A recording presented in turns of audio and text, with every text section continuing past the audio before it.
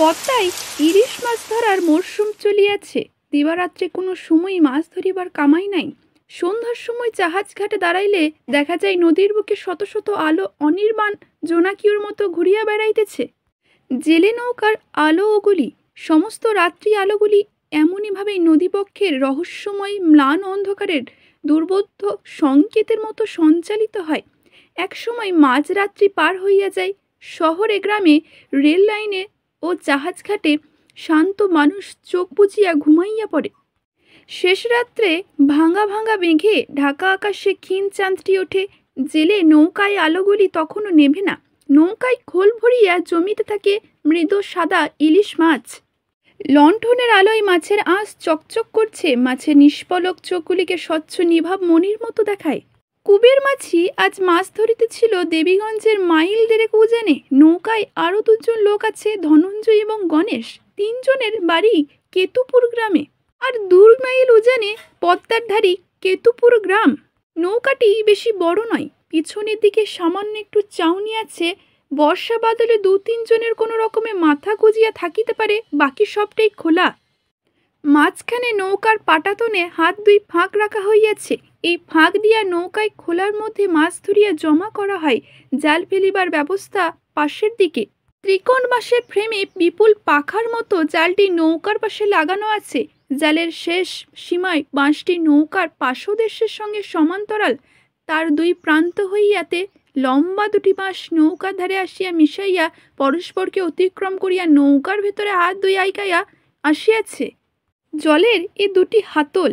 এই হাতল ধরিয়া জাল উঠানো এবং নামানো হয়। গভীর জলে বিরাট ঠোঁটের মতো 2টি বাঁশে বাঁধা জাল লাগে। দড়ি ধরিয়া বাঁশের ঠোঁট হাঁ করা জাল নামাইয়া দেওয়া হয়।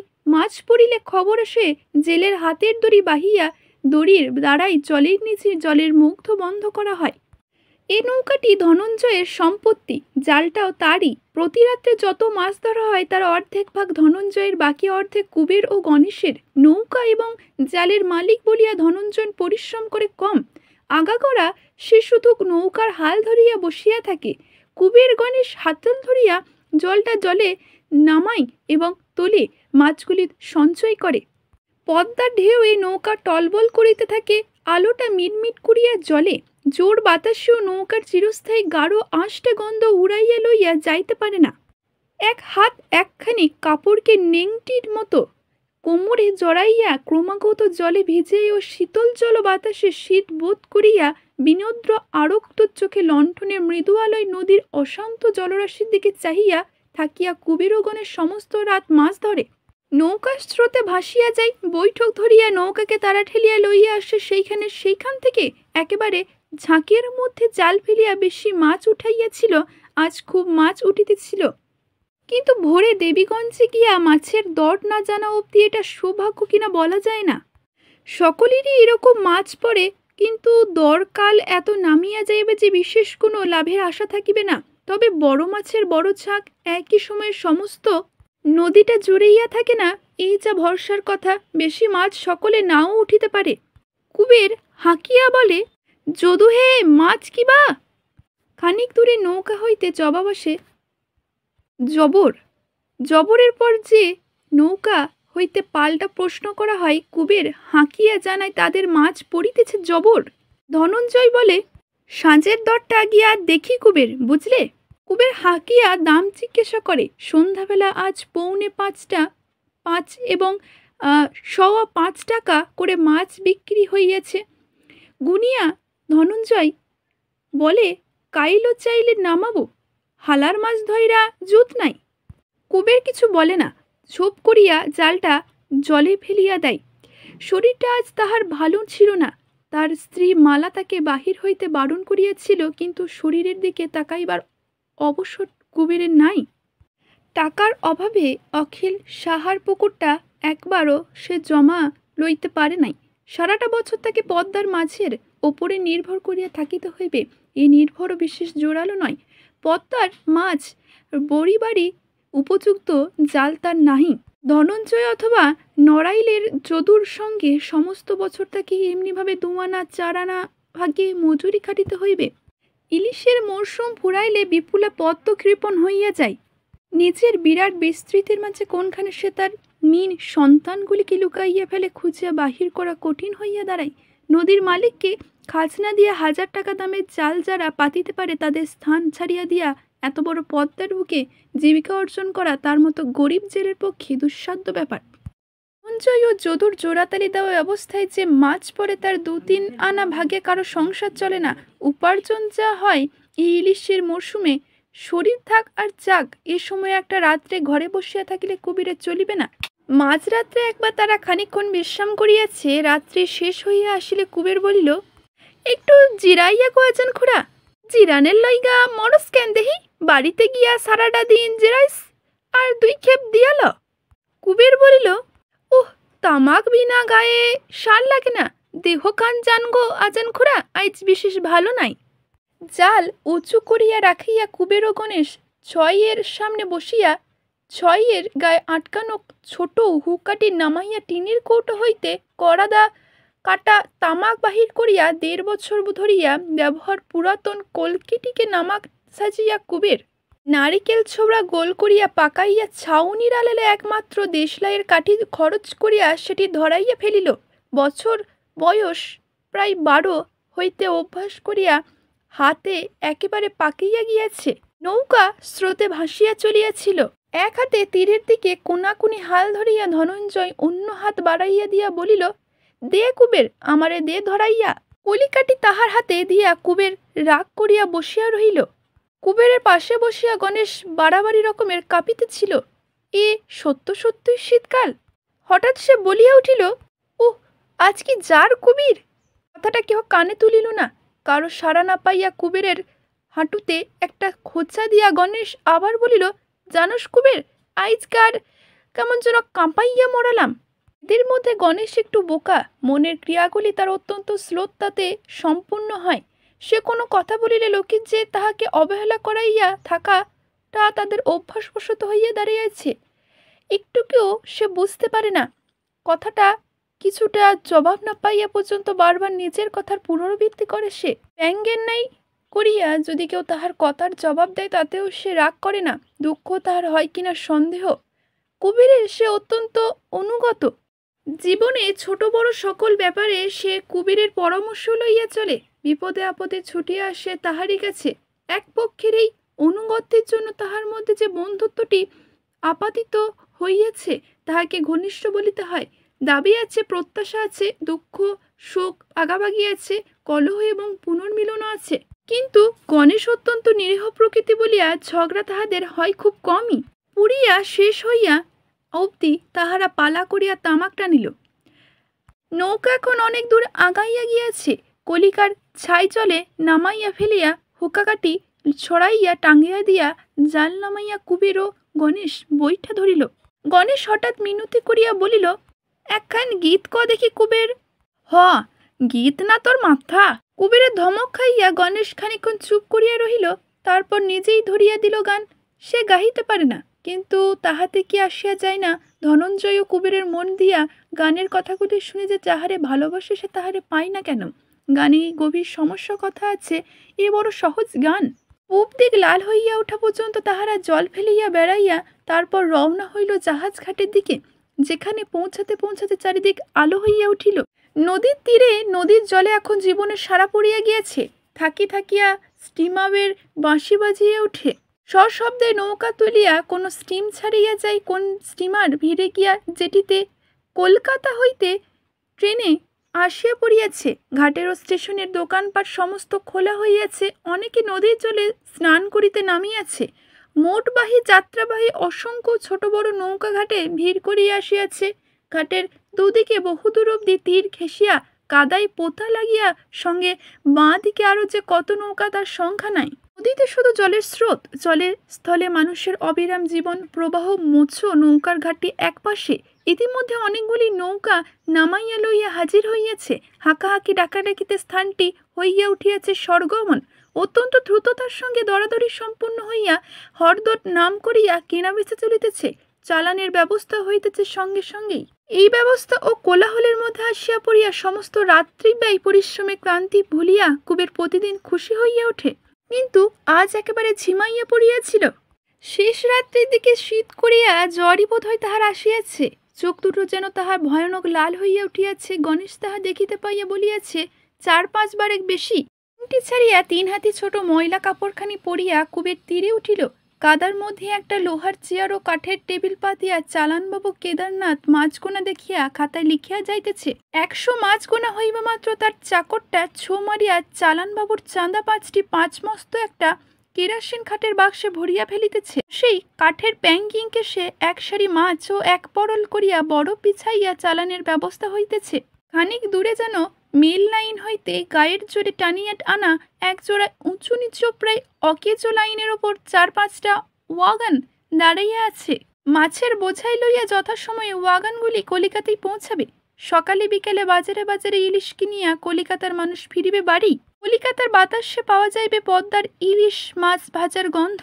একটা ওয়াগানের আড়ালে দাঁড়াইয়া লম্বা শার্ট গায়ে বেটে ও মোটা এক ব্যক্তি অনেকক্ষণ হইতে কুবেরের দৃষ্টি আকর্ষণের চেষ্টা করিতেছিল। কুবের তাহার দিকে চাইতে সে হাতছানি দিয়া ডাকিল।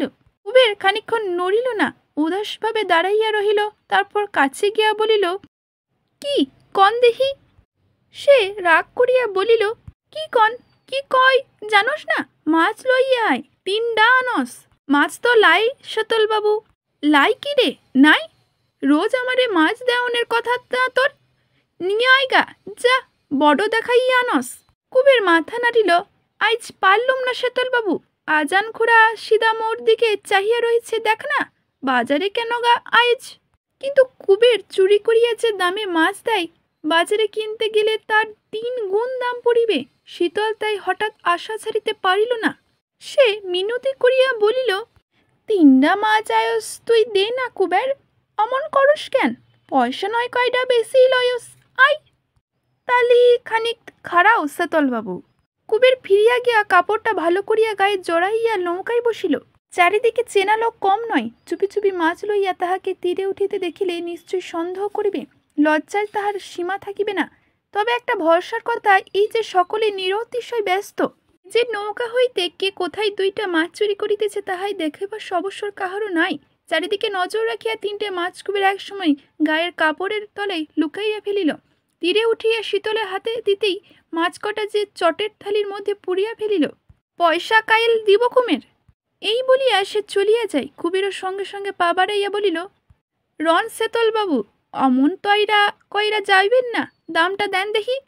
কাইল দিমু কইলাম যে। ও অকন দেন দেখি, খামু না নাকি? পলাগো খামু না।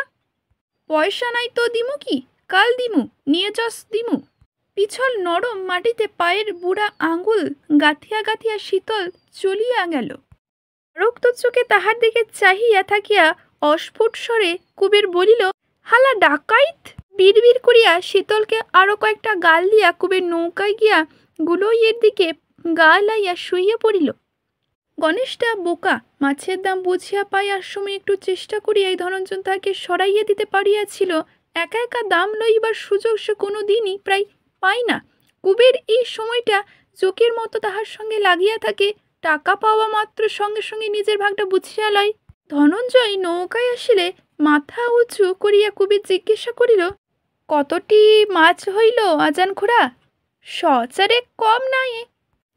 ধনঞ্জয় মুখে একটা অবজ্ঞাসূচক শব্দ করিয়া বলিল, 4 না 1257 খান মাছ, 7টা ভাও নিয়া 250 দাম দিতেছে। কুবের উঠিয়া বসিল। ইটা কি খব কুড়া? কাইল যে এক্কেরে মাছ পড়ে নাই। কাইল না 227টা মাছ হইয়াছিল। ধনঞ্জয় তৎক্ষণাৎ রাগ করিয়া বলিল, মিছা কইলাম নাকি রে কুবের? জিগাইস না, গণেশ আইলে জিগায়স। কুবের নরম হইয়া বলিল, জিগানোর কাম কি? তা কই নাই খুড়া। মিছা কওনের মানুষ তুমি না। মাছ নি কাল বেশি বেশি পড়ছিল, তাই ভাবলাম তোমারে বুঝি চালানবাবু ঠকাইয়াছে। ঘুমিয়েও শান্তিতে কুবেরের চোখ দুটি বুঝে আসিতে চাই, আর সেই নিমিলন পিপাসু চোখে রাগে দুঃখে আসিতে চাই জল। গরিবের মধ্যে সে গরিব, ছোট লোকের মধ্যে আরো বেশি ছোট লোক। এমনভাবে তাহাকে বঞ্চিত করিবার অধিকারটা সকলে তাই প্রথার মতো। সামাজিক ও প্রথার মতো সম্পর্কীয় 10টা নিয়মের মতো অসংকোচ গ্রহণ করিয়াছে। সে প্রতিবাদ করিতে পারে না। মনে মনে সকলেই যাহা জানে, মুখ ফুটাইয়া তাহা বলিবার অধিকার তাহার নাই। গণেশকে ধনঞ্জয় চিরা কিনিতে পাঠাইয়াছিল, সে ফিরিয়া আসিলে নৌকা খুলিয়া দেওয়া হইল। এখন বৈঠা না ধরিলেও চলে। উজান স্রোতের টানে নৌকা আপনি গ্রামের দিকে ভাসিয়া চলে। গণেশ ও ধনঞ্জয় গুড় মুখে দিয়া শুকনো চিরা চিবাইতে লাগিল। কুবের কিছু খাইল না, কেবল কয়েক আঁচলা নদীর জল পান করিল। নদীর বুক জুড়াইয়া এখন ভাঙা ঢেউগুলির মাথায় অসংখ্য সূর্য জ্বলিয়া উঠিতেছে। কাকচিলা, মাছরাঙা প্রভৃতি পাখিগুলি ক্রমাগত জলে ঝাঁপাইয়া মাছ ধরিতেছে। অনেক দরে অস্পষ্ট সংকেতের মধ্যে একটি স্টিমারের ধোঁয়া চোখে পড়ে। আকাশ উজ্জ্বল নির্মল, মেঘের চিহ্নও নাই। গণেশ সহসা মমতা বোধ করিয়া বলে, না আইলে পারতি কুবির আইজ। কুবের কোনো জবাব দেয় না, নিঃশব্দে শুইয়া থাকে। গণেশ বলে, মাথাটা টিপা দিমু নাকি? কুবের বলে, হুম। গণেশ খানিকক্ষণ ভাবিয়া বলে, হাল ধইরা যদি বাইবার পারস কুবির, খুড়া আর আমি বৈঠা বাই, তাড়াতাড়ি পৌঁছা যাই। পূব দিকে গ্রামের বাহিরে জেলেপাড়া, চারিদিকে ফাঁকা জায়গা, অস্ত নাই। কিন্তু জেলেপাড়ার বাড়িগুলি গায়ে গায়ে ঘেঁষিয়া জমাট বাঁধিয়া আছে। প্রথম দেখিলে মনে হয় এই বুঝি তাহাদের অনাবশ্যক সংকীর্ণতা। উন্মুক্ত উদার পৃথিবীতে দরিদ্র মানুষগুলি নিজেদের প্রবঞ্চনা করিতেছে। তারপর ভাবিয়া দেখিলে ব্যাপারটা বুঝতে পারা যায়। ধানের অভাবে জগতে নাই, তবু মাথা গুজিবার ঠাই এদের ওইটুকুই। সবটুকু সমতল ভূমিতে ভূস্বামীর অধিকার বিস্তৃত হইয়া আছে। তাহাকে ঠেলিয়া জেলেপাড়ার পরিসর বাড়িতে পায় না।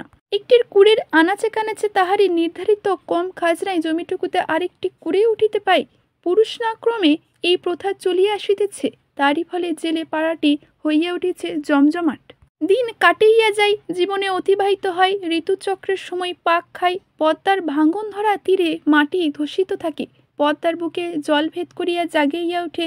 অর্ধ শতাব্দীর বিস্তীর্ণ চর পদ্মার জলে আবার বিলীন হইয়া যায়।